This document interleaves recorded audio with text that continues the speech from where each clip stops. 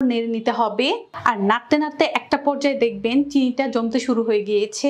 আর চিনিটা যখন জমতে শুরু হয়ে যাবে তখন কিন্তু আলতো করে এগুলোকে উল্টিয়ে পাল্টিয়ে দিতে হবে, না হলে কি হবে মুরালির গায়ে থেকে কিন্তু চিনিটা সরে যাবে।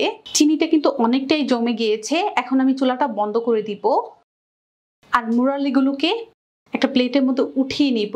কারণ এখন যদি এই কড়াইয়ের মধ্যে আমি মুরালিগুলো রেখে দেই তাহলে কি হবে, মুরালির কালারটা কিন্তু নষ্ট হয়ে যাবে।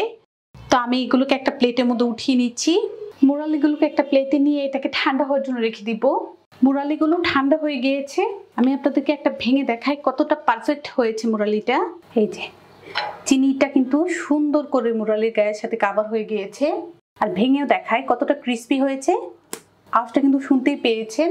আশা করছি আমার এই মুরালির রেসিপি আপনাদের ভালো লেগেছে। ভালো লাগলে অবশ্যই একটা লাইক দিবেন, চ্যানেলটাকে সাবস্ক্রাইব করবেন। চাইলে কিন্তু এই মুরালিগুলোকে 1 মাসের মতো সংরক্ষণ করে রেখে খেতে পারবেন।